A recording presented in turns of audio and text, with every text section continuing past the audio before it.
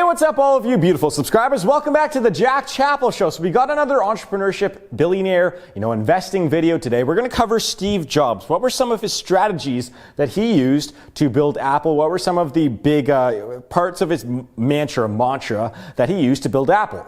And what were some of the pieces of advice that he used to give out to a lot of young upcoming entrepreneurs? So we're going to cover those today. Let's start off here with number one, which is this is always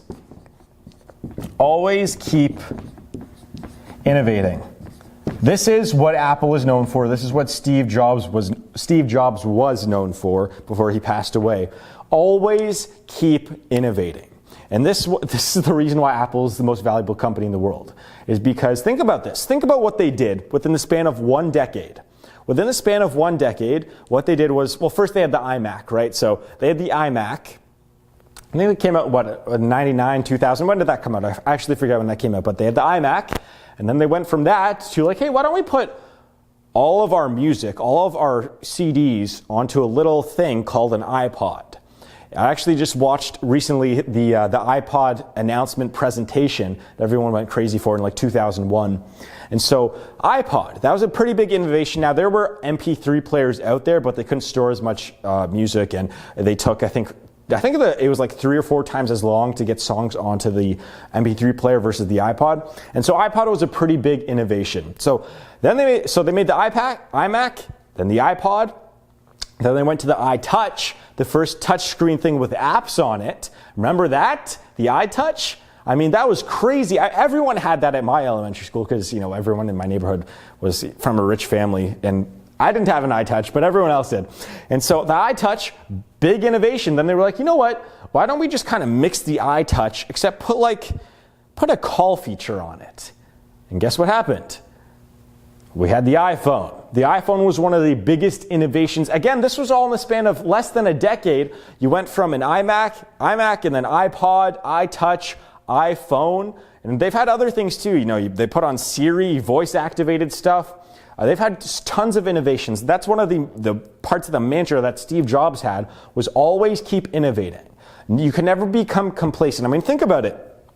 iPod, massive success. Everyone had one. Adults had one. Kids had one. Old people had one. Everyone had one.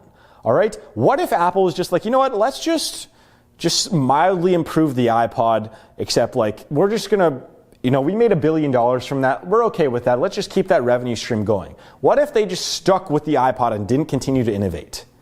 They would be out of business today. Who owns an iPod today? Who carries around an iPod today? No one. They would have been left behind. So you always have to keep innovating and changing to the market. So they went from the Mac, because everyone loved computers in the late 90s, early 2000s. They made the Mac, great computer. I had one. Well, actually, I didn't have the Mac myself, but my family had one. And then they were like, iPod, that's a big innovation there too. And then iTouch, big innovation. Then iPhone, big innovation. Then I don't even know what they're doing these days. They're just doing so much stuff. I can't keep up with it. But every company has to do that, especially tech companies. You have to keep innovating.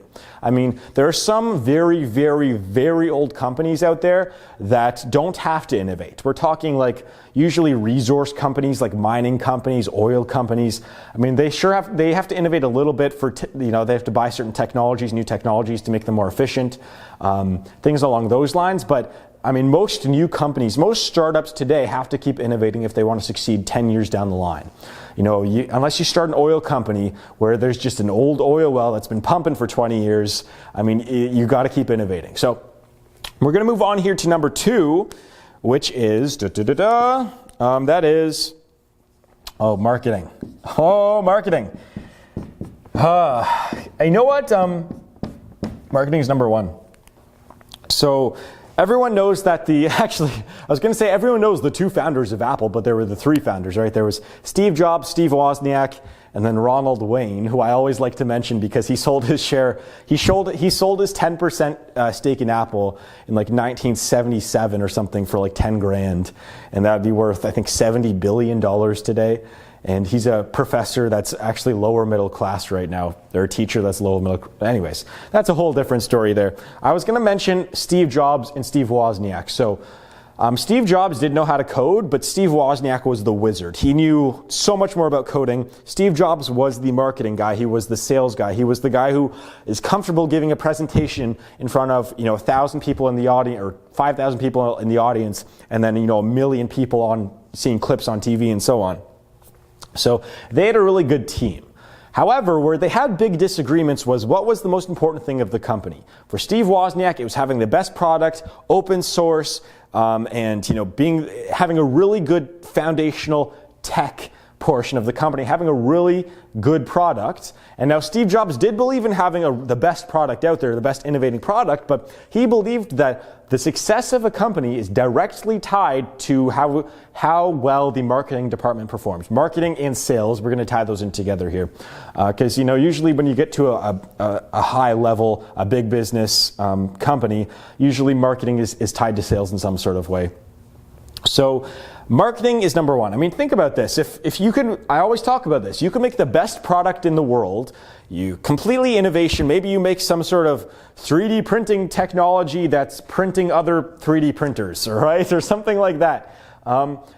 If no one's heard of it, if no one knows about your company, you're not going to make any money, you're going to go broke. That's just the way it is. Marketing and sales are the two foundational parts of a company. Now, you can have an okay product, you can have an average product, you can have a below average product, but if your marketing is good, you can sell a lot of those things, all right? We're going to move on here to number 3. That's a whole separate talk in my Wealth Accelerator program, by the way, product versus sales. That's a whole 20-minute video. I can't get into that right now, but if you're interested in that, check out the Wealth Accelerator. Links down in the description below. We're going to move on here to number 3, which is control. Control everything. And this is a debated part. This is also like one of the biggest debates that Steve Wozniak and Steve Jobs had. So control everything. So control every aspect of your business. I like that. I do like owning all of my company. I don't like having investors. I know most people do these days. They need investors. They need money. I think I'm going to cash flow my startup. For now, we're going to see what happens in the future. So control everything in terms of your macro business. However, control everything in terms of, think about what Apple does, okay? Apple, you cannot fix your own computer anymore. They closed that off. You cannot open up your laptop anymore and fix it yourself. It's closed off technology. That's one of the biggest disagreements that Steve Wozniak and Jobs had. Wozniak wanted people to be able to upgrade their computer as they wanted, to change everything, to open it up and fix it and do all that stuff. Steve Jobs said no. No, I want to control that. I want to make sure that they cannot change it and sell it and redistribute it or take their intellectual property, reverse engineer it, whatever. So Steve Jobs, think about this. They made the iMac. What came next? The music portion, the iPod. What came out with the iPod? iTunes.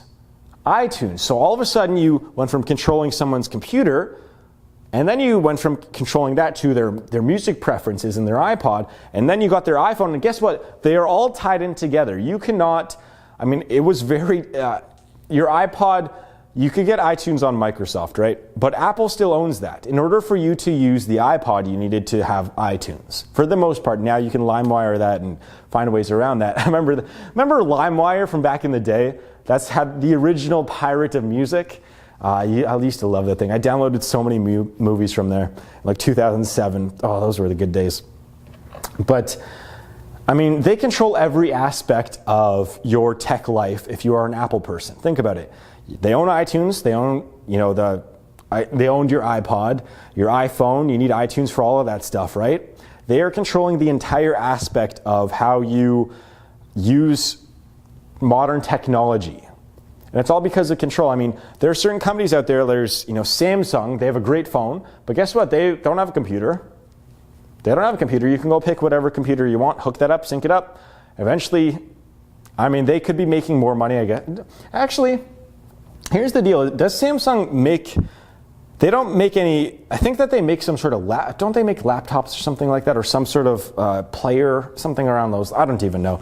We're going to ignore that, but Steve Jobs, one of the things that he liked to do is just control everything about the business and control everything about the customer experience, make sure that there's no third-party people that can go in and open up the Mac and fix it for you. In fact, that was in the movie Steve Jobs with Michael Fassbender, the Michael Fassbender version, was that before the iMac or Apple or one of the Apple presentations in the late 90s, or I think it was the iPod presentation or something like, or no, it was the late 80s, that they couldn't get, they needed to open up the computer, the Apple computer, to fix a problem that they had before the presentation, but you needed special tools to open it up because only Apple wanted to open it up. That's what Steve Jobs wanted, and no one had the tools at the presentation. And so they had to go in software and recode all that stuff. But anyways, that's what Steve Jobs liked, to control everything about the business. We're going to move on here to number 4. Number 4 here is the best product.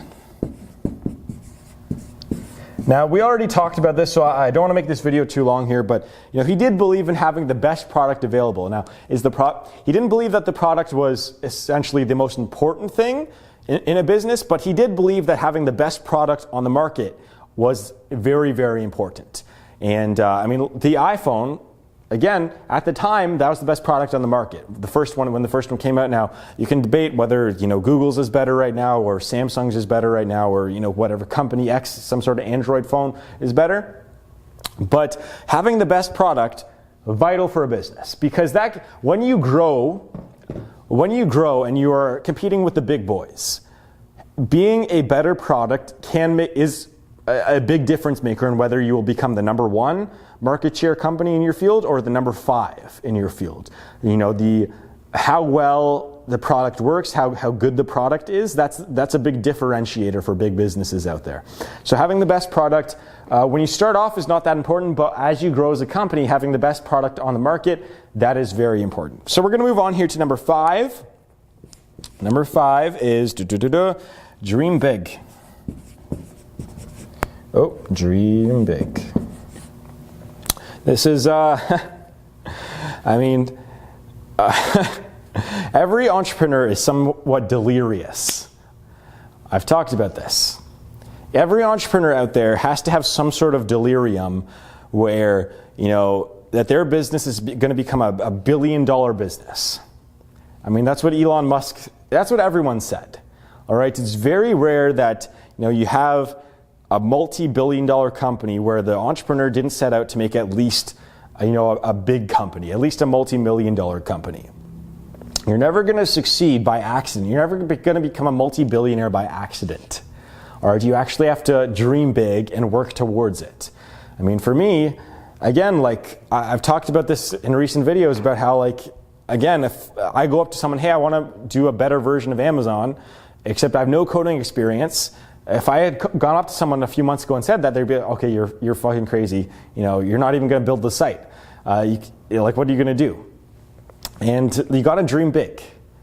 And I've already come some of the people that didn't really believe in me when I started this, they're like, oh shit, you've already learned 5 coding languages and you've already done the product search engine and all that stuff and all that. It's almost a functional site, even though it doesn't look pretty whatsoever. Shit, this might actually work. You're putting in time and effort into that. And so you got to dream big. That's something that I've never had problems with. My mom used to always say to me, it's a quote from Inception from 2009 or 2010. It was Tom Hardy's character said, you mustn't be afraid to dream a little bigger, darling. Because Joseph Gordon-Levitt at the time, he was killing bad guys in this dream world with an AK-47 and he couldn't take them all out. There's a bunch of them, there's 10 of them, and it was 1 versus 10. And Tom Hardy walks in, he's like, you know what, you mustn't be afraid to dream a little bigger, darling. So he dreams up a rocket launcher, shoots them all down, and 1 shot, done, problem solved. So you gotta dream big. And that's, again, that's very important. If you reach for the stars, if you fall, you'll land on a cloud. Kanye West. Quoting Kanye in entrepreneurship videos. Okay, so we're going to move on to, push the envelope. There's 2 things here. Push the envelope. One of which is business, which is tied into innovation, so I won't talk about that. But push the envelope in terms of yourself. And Steve Jobs liked to push the envelope in terms of his employees. I mean, he pushed them to the max. Everyone hated working for him. One of the toughest business people of all time. And but he pushed people, and guess what? I mean, people, when he went up to engineers and said, hey, make the iPod or make the iMac or do this, do that, build this sort of hardware, software, whatever, people would say he's crazy, but he pushed them to say, hey, look, if you don't do this, you're going to be fired. Then he'd push them to work 15, 16-hour days and sleep at the office. And guess what? Even though people didn't like it, people didn't like him, it got the job done. And so he would push the envelope. Now, I'm not a fan of that. I'm not a fan of pushing people to the limit, but I am a fan of pushing yourself to the limit. Push the envelope of yourself. I mean, whatever roadblock comes in your way, whenever you think, I can't, think of how can I? That's a talk in my Wealth Accelerator program too. I mean, what if I had just had this idea for this e-commerce marketplace and I was just like, you know what, I'm not going to, I can't code. I don't want to pay a web developer 50 to 100 grand to do this. I'm just going to give up. Then the idea is dead. I don't have a startup right now.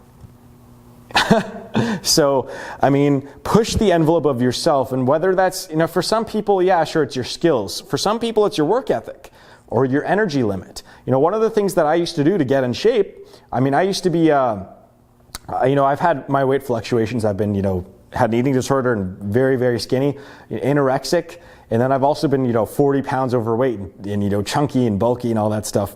And I'm somewhere in the middle. But, when I was 220 something pounds, so about, 40 pounds heavier than I am today, 35, I don't know, whatever number, I don't even know how much I weigh now, but, when I was that big, I'd be working out and then I would get tired. And then the second I decided to lose weight, whenever I'd get tired, I'd be like, you know what, let's just go do some, even if it's go for a 10-minute jog when I'm tired, when I don't feel like working out, just push yourself. That's the reason why you're able to lose weight. And doing things like, even in social situations, if you're in high school and you're watching this right now, and you're afraid to ask out that girl, just go do it. Who cares? No one's going to remember in 2 years anyway, or 5 years, or 6 years. And guess what? If you fail, yeah, again, no one's going to remember. If you succeed, you just got that girl, and all of a sudden your life will be peaches and daisies and roses for the next 3 months before, relationships actually set in and, could either go good or bad. But for the first few months in any relationship, it's usually pretty good. So imagine that. Just have that confidence, push the envelope of yourself. If you're socially awkward, force yourself to go up and talk to someone. I remember, I'll close this video out like this. There was someone I knew in high school who was very, very scared of talking to anyone, like cashiers. They personally would not go up and order food themselves because they were scared to talk to strangers. I swear to God, they were 14, 15 years old at the time. They didn't like talking to anyone, cashiers, whatever it may be.